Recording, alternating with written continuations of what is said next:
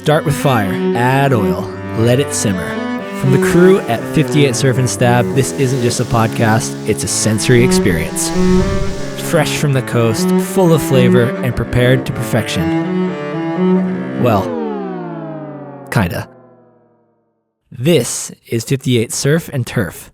Let's get cooked.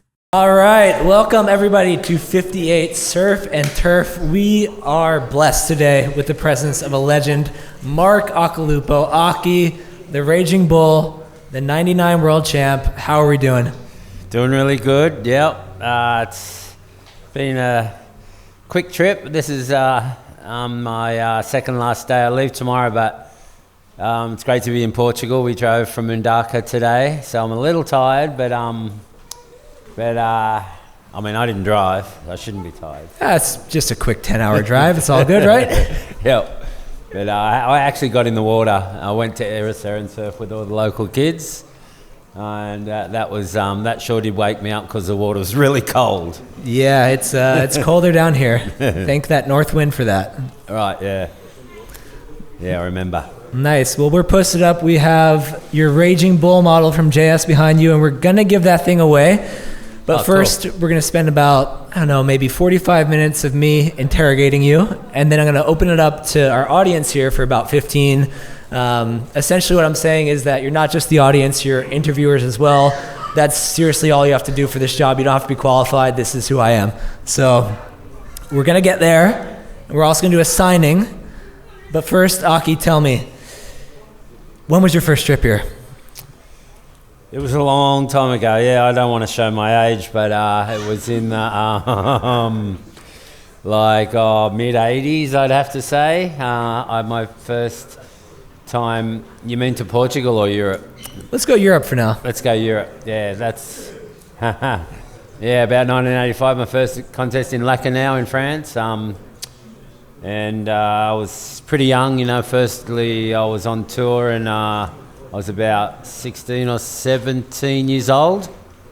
But yeah, it was a long time ago. There wasn't many surfers. I remember, I think the year after that, might have been 1986 maybe, and Morris Cole was living in Hossegor, and he drove up to Lacanau and said, "You got to come check the waves in Hossegor," and we stayed a few extra days and surfed unbelievable Hossegor, and there was no one surfing there. It was like all the beach breaks were empty. Gravier, Cabreton, Esteño, and there was no one out anywhere. We went to all those places and surfed. It was pretty cool. Nice. And when was the first time you came to Europe and made it down this way? It was not too long after that, I guess.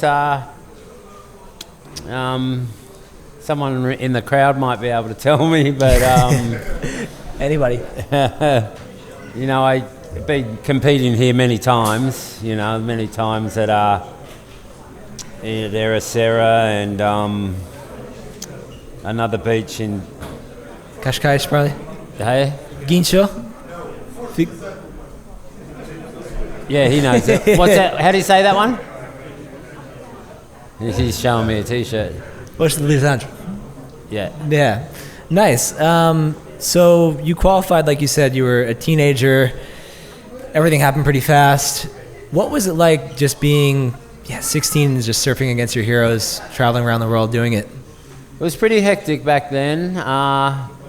The guys were larger than life, the characters on tour then were a lot bigger, I think, than they are now. Like there was Mark Richards, and he had 4 world titles, and there was like Tom Carroll, and he was amazing, and Shane Horan. They were all completely different people. Sean Thompson. It was crazy, they were all like superstars in their own right, Robert Bartholomew, and it was pretty crazy to be on tour with them.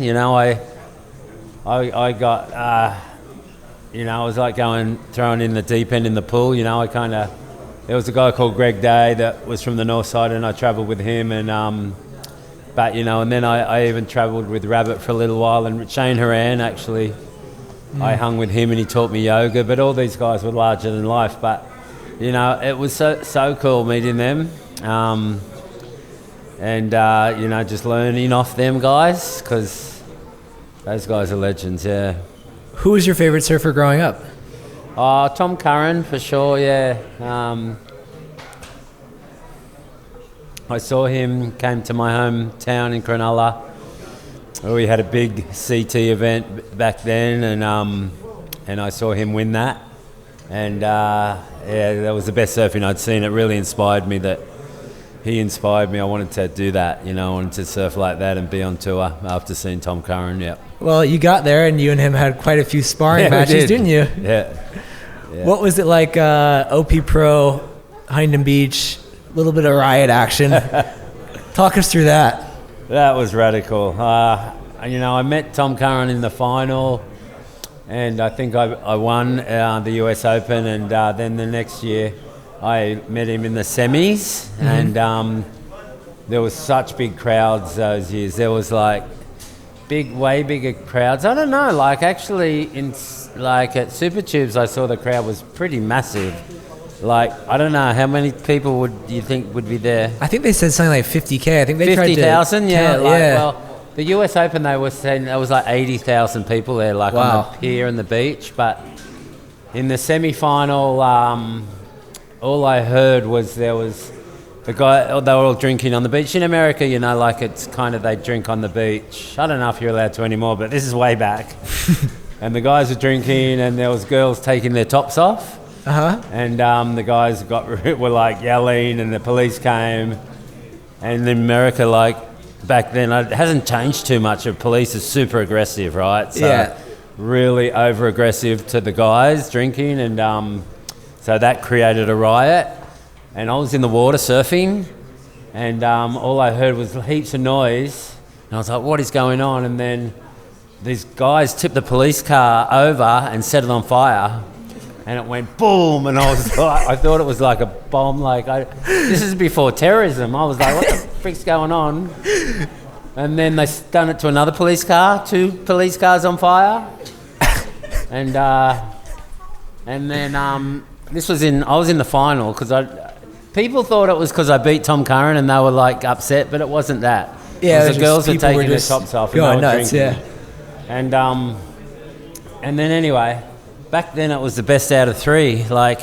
Our finals in our big events, you'd have to, the final 5, best of 3. Yeah. So I'd won the first one, and it was the second one when it happened, and I came in, and the contest director said, the security brought us up into the contest area, and the contest director said, you have to go back out. They told me I'd won, you've won.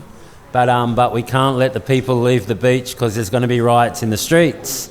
Oh, wow. And I was like, oh, shit. And then they're like, but just go out and act like it's a heat. And I was like, by then I was cold. I was surfing in boardies, but I had my steamer because I had the early surf in the morning. Yeah. So I put my steamer on, and I just didn't really catch any waves. I was just watching what was going on from the water and going, wow, this place is wild. And but yeah, that was definitely the most radical thing that had happened on the beach. Nothing's happened more radical since then, I tell you. Do you remember this situation in the heat when it first started happening? Were you like, oh shit, I really need a 6.17, and then all of a sudden you're like, oh, there's a cop car on fire? Yeah, that's a good question. No one's asked me that question because I've told this story a lot of times. I don't know what I was thinking about scores. I can't remember what time of the heat it was. After that was happening, the scores are out the window. I don't know. How do you eventually leave the beach in that situation? Obviously. So we just waited. The security, heaps of police came, and they all there was still some riots in the main street of Huntington, but all in all, they had it pretty much under control. We waited till the sun went down, I think. And the police took us away, and then we went to our hotel rooms there. Yeah. Yeah. What else were some of the venues in your first few years on tour? I know the tour is a bit different then. Maybe there's still a bit of that focus on cities. What was where are some of the other stops that you went to that might not be around so much anymore? Oh, yeah, no. The tour, this was before the Dream Tour, right? So we had about 23 events, or maybe 25 events, and they were all, no waiting period, just all Huntington, or there was one in Florida. There'd be 3 here in Europe, like a couple in Japan, like a few in Australia. There was even one in Israel, I think, back in the day. But How many events, like all up? there was like 25 events. Oh, wow. But we had no waiting period. They start on Thursday and finish on Sunday. South Africa too, I forgot South Africa, sorry. There was a few there, about 3 there. Durban, Cape Town. Yeah, it was really busy. Every Monday morning you're packing your bags to go somewhere else. Nice. Well, it wasn't that nice. Not that nice. 25 events. Going to Florida hectic. with no waiting period. Maybe not so nice. And the waves weren't so good, and it was too busy. Yeah.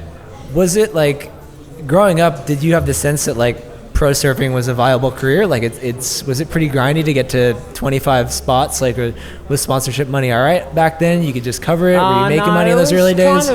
Kind of expensive. I mean, I was lucky enough to have Billabong when I wanted to do the tour. My first place was South Africa, and we needed money, and we asked for.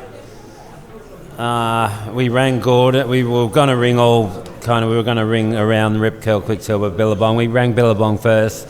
That was my favourite brand, and I had no idea that they would say yes, but I had a manager, and we rang Gordon Merchant, the founder of Billabong, and I had not had many results, but we rang him, and he said, have you heard of Mark Occhilupo or Occy or whatever? And he's like, oh yeah, I have kind of heard of him. And I'd actually met Gordon in a shop when I was about 10 years old in Cronulla. I don't know if he remembered me then, but I was just, a shop rat. But and he said, he wants to go on tour, and Gordon said, how much do you need? And, we said, $40,000 would cover it. And Gordon said, yeah, no worries, let's do it. And I almost fell off my chair. But it wasn't cheap doing it back then. But I had a sponsor. Prize money wasn't great back then. But 25 events, you could make money, every weekend. So it wasn't actually too bad, because the more events, obviously. Yeah, you just get more chances at it. Yeah. Nice. What was the system of qualifying like back then with all those events? So, there was the top 16 back then, and you had to get on tour, you had to make the back 16. So there was 2 brackets, how there's 16 surfers. The top 16 are seated there, and the back 16 are here, and there was the trials, and it's a really good system actually, because all the locals could go in the trials. The trials went for a few days, and it might be 100 people at least in the trials, maybe even back then it was around 150 or maybe. It went for a couple of days, and then you had to make the quarterfinals. That was 16 people that made the main event. Some trials would go to a winner, and the winner would get money, but all you had to make is the quarters. And the top 16 would go seeded into the back 16, man on man, and then whoever won that heat would go in the top 16, and then it just went like our tour does, 16, 8, all the way to the final. You get a lot of locals in the contest, and it'd work really good these days, because all the pipe locals and the Chopu locals and all the experts everywhere around the world has specialist locals that surf their break better than most, not most, but better than a few on tour, and definitely can win events. Yeah. All these locals, and have proven that they have done over the years. It'd be a good system to bring back, I think. Yeah, interesting. Yeah. Big question for you here, and I have the sense that it's not going to be, the answer isn't going to be HB, is my guess. HB, what do you mean? What is your favorite wave in the world? Oh, I've never been asked that question before. It changes, it really changes. At the moment, it's probably cloud break in Fiji. I had a really good trip over there recently. Chased a swell in there, and it was solid. I hadn't been back for a while, but I did win the event there back in the year I won my world title, and had really fond memories. I went there this year, and I also went last year on a boat. My friend had a boat there, but this year I went back to Namotu where we stay when we competed there. So I got there were a few of the same staff were there, and I had a really good trip. The waves were pumping, and I think, and it's so close to home. It's only 3 hours from Brisbane, near where I live. So that's my new favourite spot. I want to go there heaps more now. What else has been in that list I of actually favorites? put myself on the list there. There's a list. You can be a surf guide there. Oh, and really? like people can pay money and I can take them surfing for a week. And I haven't had any hits yet, but... Oh, come on. They'll get there. That sounds irresistible. Well, with that trip, part of the reason why you did that was the launch of your collection with Billabong. Yeah, it's true, yeah. Yeah, and you mentioned Gordon before, and you're signing the deal, and you know, asking for $40K and being blown away that he'd actually fund you to go chase your dreams. 40 years you've been sponsored by Billabong? Yeah, over 40 years, yeah. So it's getting up to about 42 or 43, something like that. It's a long time. That is incredible. That is, especially in this day and age, it's so rare to see that. What do you think are some of the secrets to maintaining a relationship like that for so long? It's been a real give and take relationship. When I travelled with Gordon and the Billabong was growing, and he was actually even showing his range back then when I was competing in the US Open, and we'd travel to Florida and he would visit surf shops showing his range when I was competing. And so it was pretty cool then how the company grew really big after winning the US Open a couple of times, and you know, the Australian product was super cool and it went really well there, and then that triggered it going you know, really well around the world. Yeah. And then I stopped the tour after that. I was telling you, after that period, because I stopped doing the tour for a few years, and in between that time when I told you there's 25 events a year, I stayed on tour for about 9 years. Yeah. And I was in the top 5 for a while, but then I had a few years off, and I even didn't surf much at all, and actually put on a fair bit of weight. And Gordon still paid me the same salary I was getting when I was on tour, which was really good money, and I wasn't doing anything. So then, you know, he rang me up after a few years and said, I need you to get off the couch because I can't pay you to do that anymore. And I was like, shucks. But no, so that's when I got sent over to Western Australia and started working with Jack McCoy on all the movies, and I lost weight and became a free surfer for a while. And then, which was good. Gordon liked that. He didn't want me to go back and compete. So when I eventually wanted to, he didn't think it was a good idea, but I was already back in top shape and I really wanted to do it, and I convinced him that I wanted to do it, you know, and yeah, the rest is history. What was the landscape like for free surfers back then? I mean, was there many of you around? There wasn't many. There was a few. There was like, you know, guys that spent a lot of time in Indo, and some big wave riders that didn't compete too. You know, I mean, Jerry Lopez was kind of an ultimate free surfer, even though he did compete at Pipe, but he didn't really compete anywhere else. He'd done the contest at Uluwatu a couple times, but he was Jerry Lopez was a free surfer and getting paid for that. And then there was like Peter McCabe, a good friend of his, and a few guys in Australia, Cole Smith. I mean, there's more, but there was not as much as now, but it was always a thing, right? Yeah. Because, you know, back, especially in the olden days, I'm saying the olden days, back in the 80s, like, you know, free surfing, it was all free surfing really. Like, contests weren't that cool, really, you know. So it was a bit Yeah, different era too, because, you know, nowadays people can get information in so many different ways. There's things in our pockets that can show us anything happening anywhere in the world at any point in time. Yeah. Whereas back then, I was like, if you wanted to see Occy surfing, you either had to buy a video or a magazine. So it feels like it was probably a different, much easier to just pick where to focus and kind of work at it, huh? It's true. Yeah, I mean, the old surf movies, you know, were so cool. I remember going to see them when I was really young, and the music that they put to the and the way they edited it, and it was just had so much feel. I mean, and so much feel and soul to the movie, and like Dick Hoole and then Jack McCoy, and they all made them, and particularly Jack. I was lucky enough to work with him, and his old movies really inspired me, and just to get that really good soundtrack. Sometimes it can be a bit expensive for people to get the good soundtrack, but Jack McCoy had really good contacts.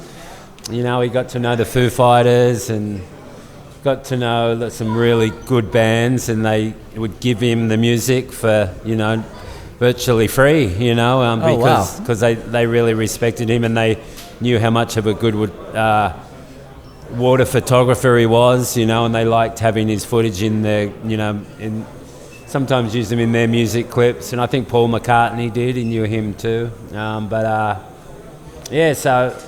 got really lucky, to have Jack do my movie, the documentary, and some of the other ones, Green Iguana, and that, and the music really makes the movie. You and Jack are still responsible for me doing Everlong when I do karaoke, so thank you for that. Karaoke, right? Okay. Yeah. We're not doing karaoke today. We might. Do you have a favorite, like when you look back at that era, do you have a favorite kind of film you're most proud of, or even segment in a film you're most proud of? People come up to me. I kind of gauge it on people that come up to me saying what's their favorite, and I often get that movie Pump. Mm-hmm. There's a section of me at G-Land, and it's like, I think the movie's Concrete Blonde. Don't quote me on that, but it might be that, or often it's Jack. It could be the Green Iguana, maybe. Iconic. Yeah. But my favourite. I mean, I can't say what my favourite is really, because they're my movies. So let's just move on. All right, we will move right on then, Ock. Actually, I don't want to move on just yet, because we're talking about Jack, and we unfortunately did just lose him. So yeah. I just want to ask one or two more questions about him. I heard that he was obviously you're talking about transitioning out of that just first kind of hectic stretch on tour. You qualified so young, thrown in with the Lions, free surfing for a bit. I heard he played quite a role in getting you kind of motivated to get back into competitive surfing. Is that true? Yeah, it's true. I touched on it earlier in the podcast where when I was overweight and they sent me to Jack. And his wife, and there was a family called the Simpsons that lived in the bush, and they sent me there first. So I stayed with them for 6 months, and Jack filmed me when I was really overweight. But he really did, help me get back to shape, and then back then, you like. Everyone's got their own filmer now and that, and they can, and which is a really good way of getting good at surfing. But back then we didn't really have that. So to see my own footage with Jack, and he was like, look, you're surfing pretty good, but like, this or that, and then to work with him and get really good clips and see that was really inspiring me to get back on tour. Yeah. And if it wasn't for Jack, I don't know who he would have sent me to, but I don't think there was anyone else around that really would have done that and put me back in the limelight, as he did. Because he really put me back in the, in the limelight, and then I was like, I had the feeling like I could make a comeback. Yeah. What would you describe, or how would you describe your relationship with him? Or do you have maybe a better question is, do you have any moments or trips that really stuck out, like regardless of the outcome, regardless of the waves that you got or the section or movie it became, just when you look back on your time with Jack, that something that feels the most significant to you? There's just so many. Like, I mean, I was so lucky. I got to surf perfect waves with Jack. He'd take me to locations, I keep on saying with no one, but it's true, like with nobody out there, I mean, we went to Sumba, and we surfed it perfect. We were there with Sonny Garcia, and it was about 3 to 4 feet, and it was really good. But then a good swell came. Sonny had to go home, but I was the only one out there. And to have that with Jack filming was so special. And, and then the challenges came about. And they, not really specifically one time, but just, I don't know. Pinch yourself moments, like sometimes when the waves are absolutely cooking and you're out there with Jack and Jack's filming. Not anyone, but I'm trying to. I know definitely Sumba was one of them. There's something happening there that just felt really special. That was really special, yeah. So let's just go there. There we go. I could rattle on heaps more, but there's so many. Sumba, lock it in. Yeah. So that era kind of, they wanted you to kind of get back to competing. Did you have that desire too? Did you feel like you had kind of unfinished business? Yeah, it was my decision. I had definitely had unfinished business because I got close to a world title, but I didn't get it, and that was my mission. The hardest part was re-qualifying because it was 4-man heats, like it is now, but back then there was no priority in 4-man heats, and it was really tough because you get hassled like the whole heat. Like people would sit on you and starve you for waves, and I hated it. People knew I hated it, so they would do it more to me. Yeah. So I only just re-qualified. Back then, I had to make the top 16, I think it was, and I just made it. So I was back on tour. But when I got back on tour, I'd already been there for a long time, man-on-man situation. I knew that really well. Yeah. Yeah, I was experienced at that because it takes experience surfing man-on-man heat. So I was, the first year back on tour, I got second, and it was to Kelly. And then I knew I could win a world title. So I think it happened a couple of years after that. Yeah, and so you got back, and all of a sudden it was becoming the dream tour too, right? Like you had waves like G-Land popping up on there. And yeah. There was G-Land, there was Chopu, there was Fiji, there was Mundaka.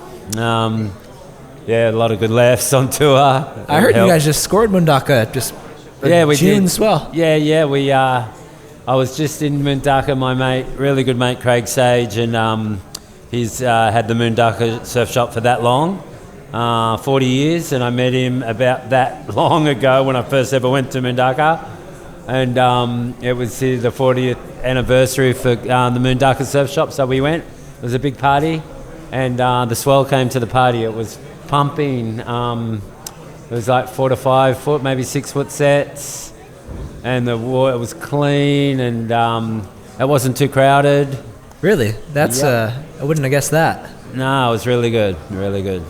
Yeah, wow. Is there a certain event that you remember taking place in that just had incredible waves while the event was actually happening, especially after coming from that era where it was no waiting period and sounded pretty grindy?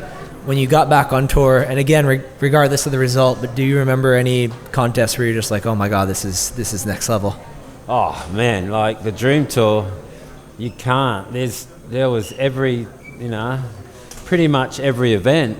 You'd be surfing perfect waves, and with one other guy out, maybe G-Land. That was amazing. The first year at G-Land? Yeah, the first year I think I got a 10, and just thinking this is unbelievable because there was not even any commentary at G-Land. All they read out was the scores. That was it. No commentary. So it was pretty cool. In the jungle. In the jungle, yeah. Getting the numbers. Yeah. Oh, cool. So, 99, you win the title. Yeah. Where were you? Were you surfing in a heat? Like, or was it one of those years where you could win the title on land? Yeah. I was in Brazil, yeah. I'd won Fiji, and I'd won Tahiti, and I won at Mundaka, and I had a really big lead, but the next event was Brazil. Yep. And I nearly had enough points where it would have been fun if they gave it to me in Mundaka. I mean, it was fun enough winning there anyway, but I probably would still be there right now. Would have worked well for this campaign. It was hard enough to get out of Brazil, I tell you. but it was Brazil, and there was one day where, and I had no idea. They didn't give me the math, but there was one afternoon where, like, a few of the guys lost. I think it was Mick Campbell, and there was Michael Lowe and Taj Burrow, and they were losing.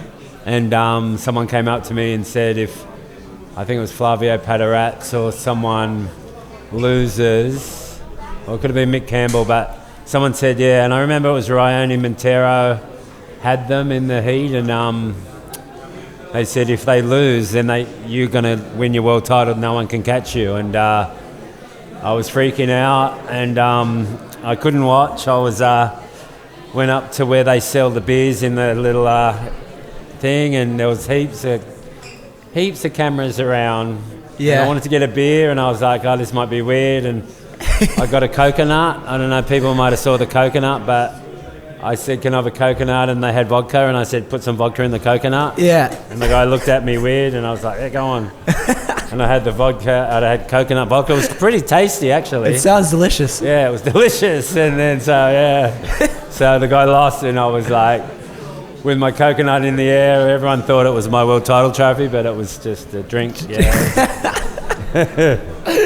I did not know that story. That is incredible. I'm not sure how many people are winning world titles these days while drinking. Holding a coconut. Yeah, no, I don't think it's ever happened again. No. Well, hey, maybe next year it could happen. You never know. With the way they're restructuring the tour and pipe and all that. So let's see. Well, there's coconuts in Fiji. They never they could. There you go. Yeah. There you go. Good point. So when you were first on tour, you mentioned names like MR, Mark Richards, and then you just mentioned a name like Taj Burrow. Those are two very different surfers of very different generations. Had the culture changed? Like, obviously we talked about it going from this kind of crowd, city-focused, grindy tour to the Dream Tour. Had the culture around it changed? Definitely, yeah. The second time around, the culture had changed a lot. Back then, it was, those guys were wild, like really wild when I first went on tour. And then we were pretty wild, our generation. Yeah. I don't know if we were wilder, we might have been. I don't know. It's hard to say, but we were wild. And then when I came back, it was more mellow. These days it's totally mellow. Yeah. I believe, I know there's one or two, I'm not going to mention names, that are still pretty wild on tour, but they'll go. Yeah, they'll have a good go, but we were all wild back then. There was only a couple straight people, but we scared them. They would run away from us. Yeah, we were wild. Yeah. Do you feel like there was any certain venue that kind of brought out the wildest in people? Any what? Any specific venue, like anywhere, like a lock-in in Fiji, or is it more? I think Europe Lake can be big. California, man, there's a lot of hot girls in California, and but we had a ball everywhere. We had a ball here in France and Portugal, and back then it was like summer. We'd follow summer everywhere, so that's why the waves weren't great either. But the first time on tour, every contest would be in summertime, in the middle of summer, so everyone's on holidays and everyone, you get more people on the beach. But yeah, so that kind of made it wild too, you know what I mean? Yeah. Because, once you're on the Dream Tour and you're at the end of the road at Chopu or in Fiji, or maybe not Fiji because you're on a beautiful island, there's cocktails, right? So hard to resist, but when you're, at a remote locations, it's more mellow anyway, but yeah, anyway. Yeah, and they got some good coconuts out there too, I heard. Where? In Brazil especially. Yeah. So did it take also I love that you got the title in 99. I feel like it would have been unfair for the world to have to wait 2 full millennia for Occy to win a title. It had to come, and the fact that it didn't have to take a full 2,000 years, I appreciate. After the coconut, how did you kind of process that? I mean, I'd imagine you weren't in bed by 8 that night. I was not, no. Maybe 8 a.m. Definitely not, no. Yeah, 8 a.m. I did get a couple hours sleep, but the thing was I had that much adrenaline in me that Billabong, they booked out a whole restaurant, and so we had the party there. It was like downstairs, upstairs, I reckon I drunk at least 50 beers for sure. And I wasn't drunk. Just because all the adrenaline flowing through? Adrenaline, yeah. And it wasn't until the morning. Slept for a couple of hours. I was still in the contest. The contest hadn't finished. Okay. No, yeah. So. And you still had a heat. Yeah, I had a heat to surf, and I remember I walked down the beach. I felt great. I felt really good until I laid on my board and tried to paddle. Oh yeah. And I was like, I am not going to get a score over 3 points. I could hardly paddle, and I paddled up to, I think it was Pedersen Rosa, and I went up to him and kind of grabbed him by the leg and said, "Don't worry, man, you got this heat." And he gave me this weird look, thought I was trying to psych him out. Yeah. I'm like, "Seriously, man, don't worry, I'm still drunk, I cannot surf." And anyway, I came in, the party kept going.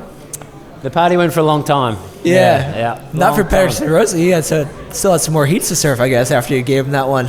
Yeah, he did. I think he ended up winning the contest. There you go. Yeah. You played a role in that. Yeah, I did. Because he wouldn't have got through you otherwise. True. And so was Pipes the finisher then? Pipeline was the last event, so I didn't have to go there, but I did. The party went on, we got on the plane. Quick story, my Billabong gave me a first class ticket, but I didn't even sit in the seat. It was back when you could drink beers at the back of the plane, this is before terrorism. I think it was terrorism when you couldn't congregate, they say, at the back of the plane. Everyone had to stay in their seats, but back then we could. We were drinking beers, all the Aussie guys, and we drank beers, and then we were from Santiago to New Zealand, and then about 2 hours out of New Zealand, the hostess came up and she's like, "Don't you want to use your seat?" And I'm like, "My seat?" She's like, "Yeah, you're in first class." And I was like, And I went in my bed, there was a bed, and I was like, "What am I doing?" And I jumped in the bed and slept for a couple of hours, and then from New Zealand to Sydney, I slept back in the bed, and then I remember I was asleep in the Qantas Club in the airline lounge, and I was dreaming, and my mum came and she was shaking me, and I thought I was still dreaming, but then I got on the flight to the Gold Coast, and we were drinking beers again. Oh, you won a title, come on. Yeah, I know. And then the plane landed, and I didn't step on the tarmac because the limo came straight off the stairs on the plane into the limo. Oh, when we landed the plane, the fire engines had the hoses going, so we went through a barrel. And I stepped in the limo, and then we done it. The mayor came, and then went home. The party kept going. Yep. Yeah, a title's a title, brother. Yeah, it was good. It was really good. Nice. Did you feel?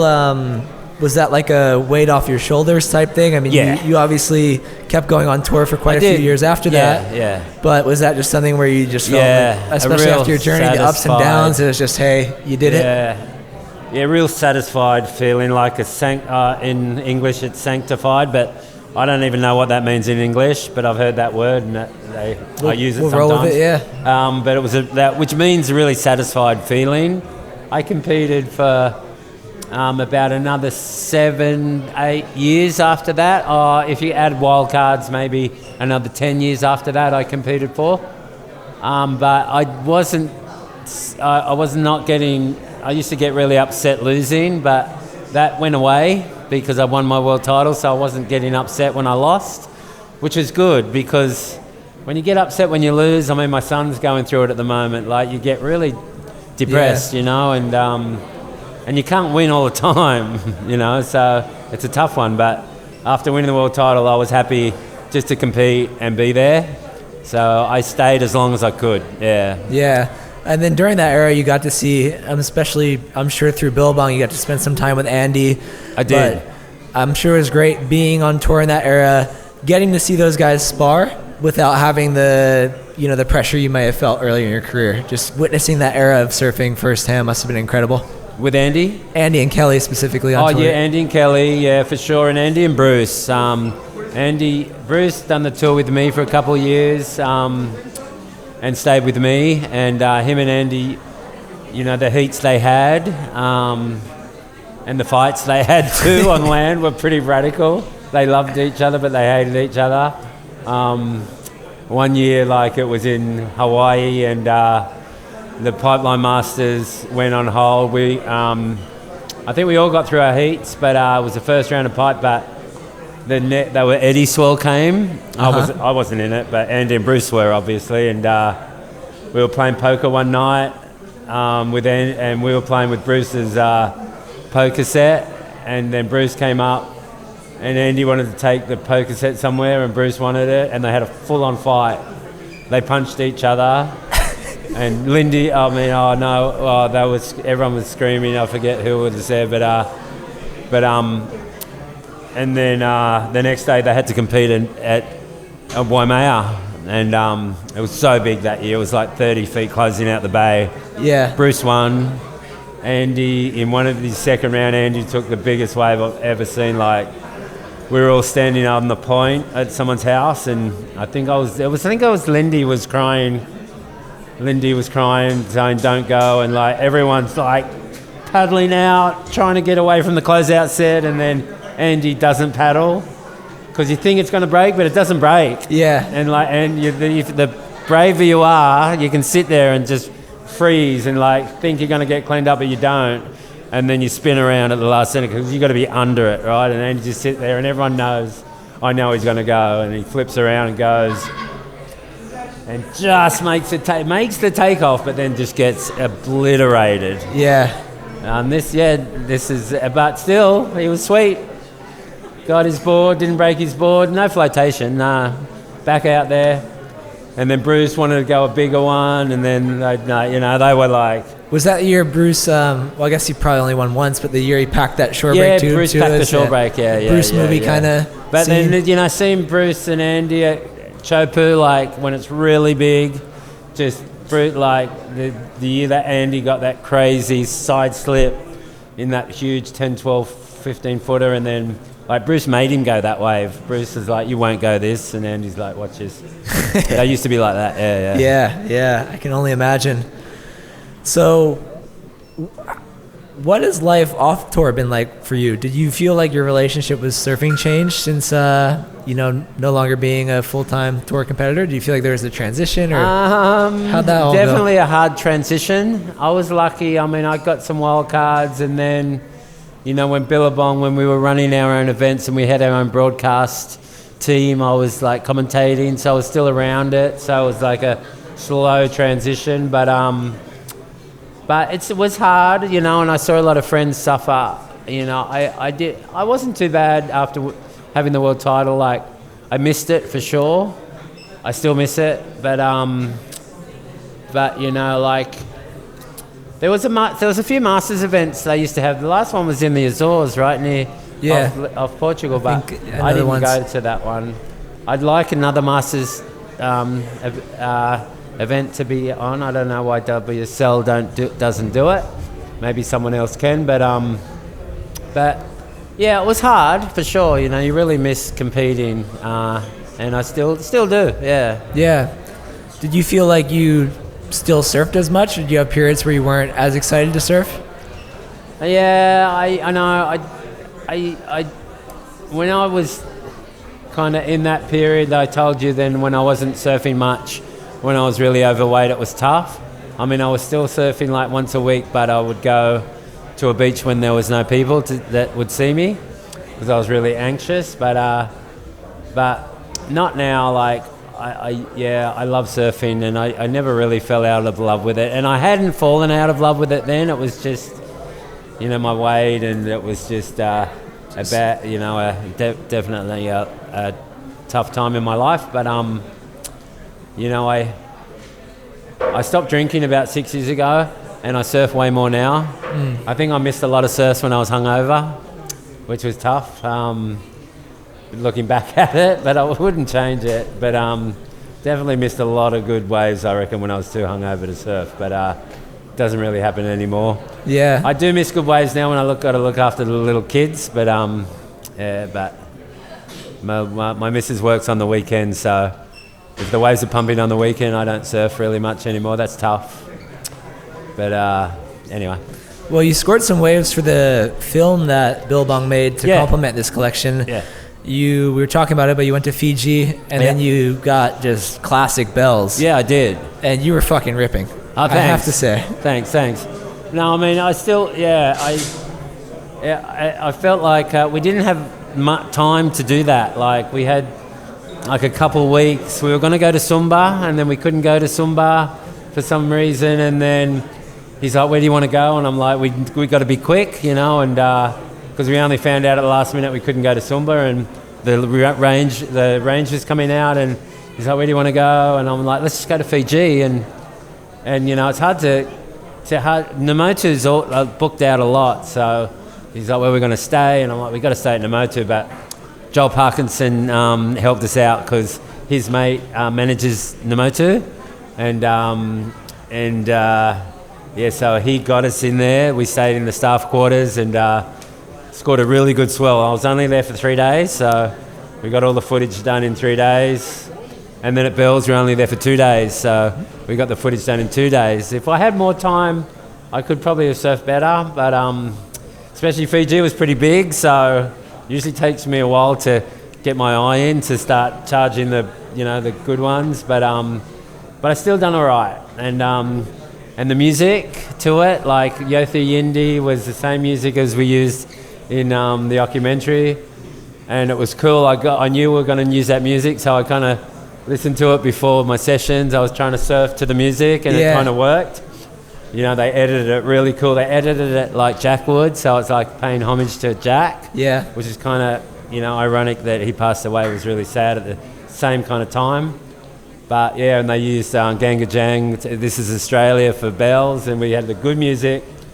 Like Yothu Yindi's so famous now, like it would have cost us a lot of money to use that song, but they said to us, like, you helped us out back in the day, so you can have the music. And we were like, no way. I was so stoked. Wow, that's incredible. Yeah, so it worked out really cool. That, and even knowing that you got those, like, that Jack was just had so many connections that he was able to get just incredible songs for free, essentially, is I don't think that happens so much anymore. Well, you know what? These days, everyone loves the clip because no one really does that these days. Like, gets a really good song, like, they cost a lot of money, but they do get a really good song and put it to a clip that's edited really good. You don't really see it much. I don't know, like, someone said to me they hadn't seen it since Jack did it back at, that was like 20 years ago. So more. I think when people like just budget out surf edits or films now, they just they're thinking about trips, they're thinking about getting everybody places, and then it's almost like oh shit, now we need an extra $50K for music, and a lot of times that $50K is already burned up somewhere. Well, Occy, I only have 3 more questions for you, a little rapid fire round, and then we're going to open it up to our lovely audience here, who, like I said, are as qualified as me. Question 1, Raging Bull, what is the origin of that nickname? The Raging Bull is a commentator in Australia that wasn't a surf commentator. He was like a football, a rugby league commentator, and a real famous one in Australia. And one time, I think our mainstream contest, it was the Coca-Cola Surfabout, was a real big one. It was on TV, mainstream, and he was commentating. Okay. And he called me the Raging Bull. I don't know why. He said I surf like a Raging Bull, which is kind of weird, but and it stuck. Really? It stuck, yeah. All right. I was always curious about that. Next question. I heard a rumor that you've never sent an email. Can you confirm or deny? I never sent an email, no. Still? Yeah. That's good. I was like, you can text, it's the same thing, right? Yeah. Why do it twice? I don't know. Good point. Good point. I love it. Last one for you again. It's kind of like what I'll call a little legend that I'd like to confirm or deny. One board, one wax job. Yes or no? Yes, definitely. Yes. I've never really taken my wax off. The grippier, the better. Like sometimes it melts, and if it melts, it kind of makes good grooves. I wax over that. It's nice and grippy. If there's sand in it, that's even better. Or not even better, but I think when it melts, it's better.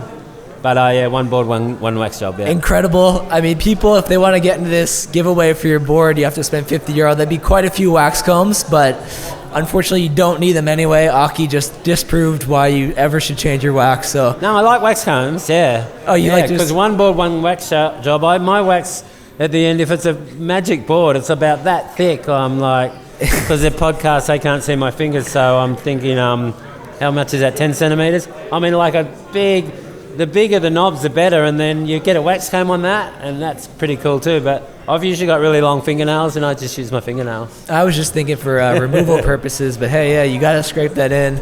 Anyway, don't change your wax. I love it, Ock. And now let's open it up to the crowd here. So who's got a question for Mark Occhilupo? Raise your hand. Yep. Yes, sir.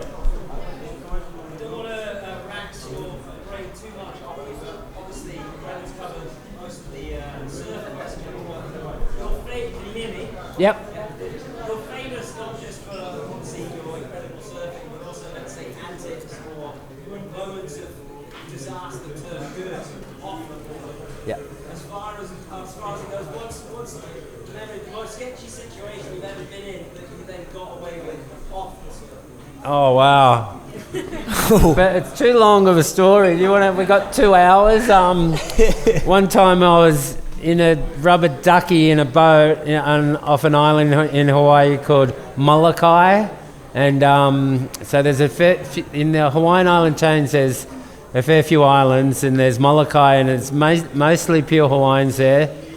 A few tourists do visit that island, but not too different to an island called Nihihau, which is only pure Hawaiians, and you never hear of it. It's not even on TV, and I've always interested in about it, but it wasn't on that island. It was on an island of Molokai. My sponsor was a pure Hawaiian, and he shaped my boards back in the day. A guy called Cowie Hill. He's not pure Hawaiian, but he was Hawaiian enough to live there, and I went on a boat to a place called Halava, and there was cliffs, really tall cliffs. I think they filmed Jurassic Park there, and there's waterfalls that come down the cliffs, but they don't really reach the ocean because it's so high. And you can catch a boat, and people lived in a beach break called Halava Valley, and they used to grow weed there and hunt and just live off the land. And he wanted me to pick up his mate, and and I don't even, I'm really bad with cars and boats and everything. That's why I asked the question. And I'm like, this ain't going to be great. And there was 2 rubber duckies, and one motor worked and the other one didn't. And then, there one gas tank, and he swapped it over, and the throttle was getting stuck, it was stuck on full throttle. And we tried it, and he's like, just use that one. And it was kind of wigging out, and I'm like, this is going to be sketchy, because we did go over by a jet ski, and I was thinking, what would happen if you conk out? And I shouldn't have thought of it, because we were halfway there, and we're going down a big swell, because there was it's the north shore of Molokai, get the same swells as the north shore of Oahu. A big swell was predicted, and I was like, I want to get there and back before the swell gets too big. The waves just crashed on the cliffs, but I went out really wide, and I was going down a swell, and the boat flipped, and we got flipped out of the boat.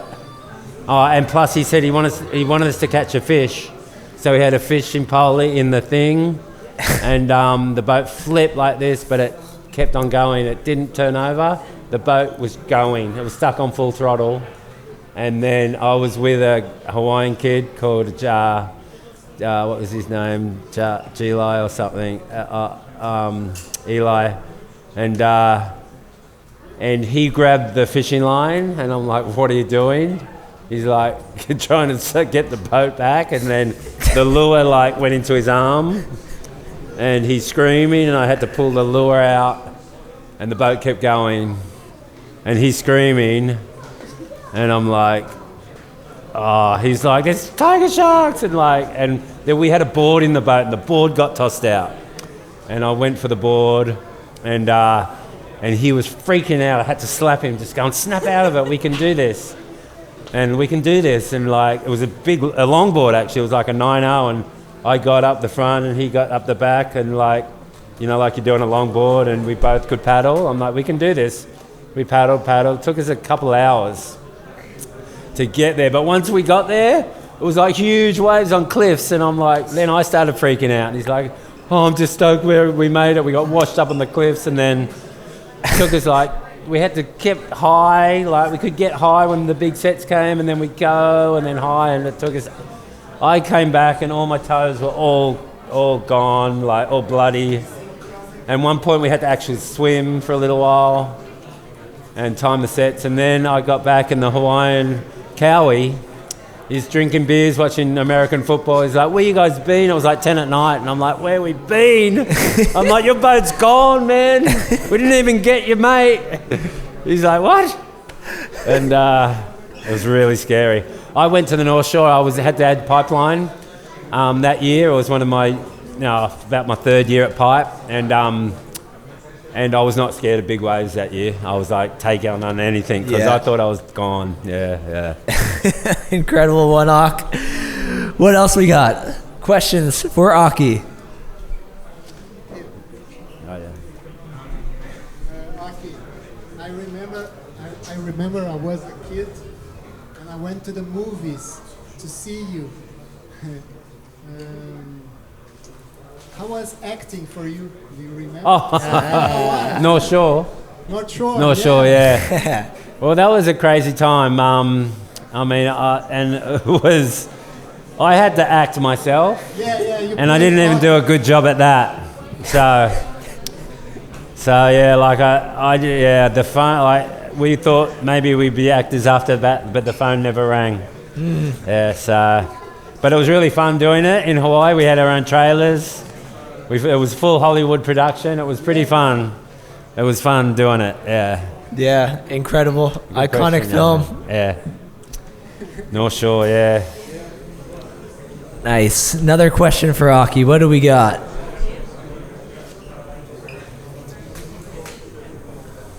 I think That's about it. 2 questions sounds like good to me. All right. These people might just want some... Okay, there Yes. we go. When you gonna leave to go home? When what? When you gonna leave? Oh, when am I going to leave? Oh, yeah, no, I leave tomorrow. Yeah, it's my birthday tomorrow. Actually, I'm going to be on the plane the whole time. Oh, thank you. I shouldn't have said that. Well, that Where's actually... all my presents, right? Actually, speaking of which, Ock, it is Occy's birthday tomorrow. We knew that, and we've got a little surprise for him here. Oh, I that we're shouldn't about have to said sneak anything. up with him on. You would have forgot, maybe. I don't think so. We have proof of that. So we're gonna sing "Happy Birthday" to Occy, everybody. I guarantee you, this is I didn't ask for everyone to sing happy birthday. this is the only time in your life you're gonna get to sing "Happy Birthday" to Occy. So let's do it. 1, 2, 3. Happy birthday to you. Happy birthday to you. Happy birthday, dear Occy. Happy birthday to you.